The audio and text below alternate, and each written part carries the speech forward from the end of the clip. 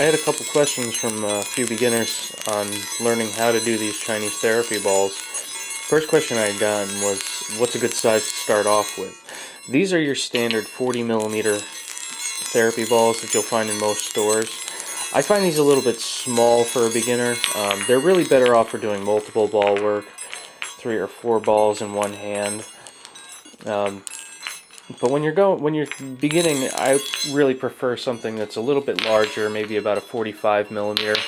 The first set that I had gotten were, I think, a little bit smaller than 45 millimeter. I have 2 sets here. These are about 43 millimeter or so. These are about 45. The 43 millimeter are my favorite set. They're a good size, and it's also a good weight. You tend to find that the enamel balls tend to weigh a little bit less. These just have a little bit better feel in your hand. Another question I had gotten was turning them. Most people find that it's easier to go this way, especially when you're starting off, because the balls are going to be touching and you're just trying to pass them around. The reason why that is because your hand is leaning inwards a little bit.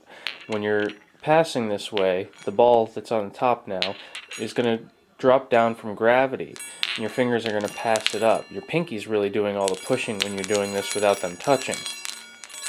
But when you're starting off and they are touching, it's easier because this ball tends to roll by itself, and then you have an easier time pushing up the other one.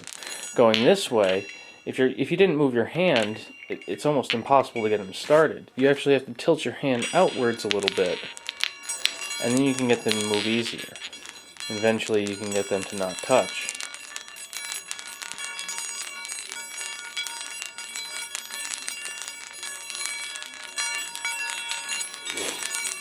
And the last question was just what kind of tricks are best, especially for a guitarist, because I learned how to do this for guitar. My left hand is much better at doing this than my right hand is.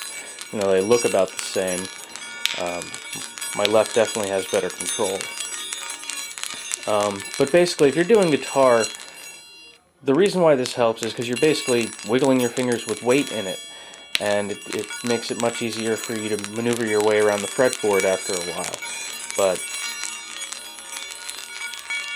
so, you know, stick with your back and forth, clockwise and counterclockwise. Unless you're really a juggler, you don't want to start doing anything fancy, but, you know, you can always start passing back and forth if you know how to do both hands. And you can work on things like braiding. But hopefully seeing them from my point of view gives you a little bit better idea of how it's done. You can kind of tell, like I was saying, my hand leans outwards when I'm doing it clockwise left-handed, and it leans a little bit inwards when I'm doing it counterclockwise.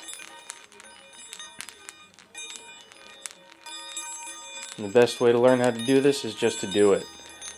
A couple hours a day, take a break, you know, when you're watching TV or just, you know, have free time online. If you got a hand free, just have fun with it. The more you do it, the better you'll get. So, hope that helps you out.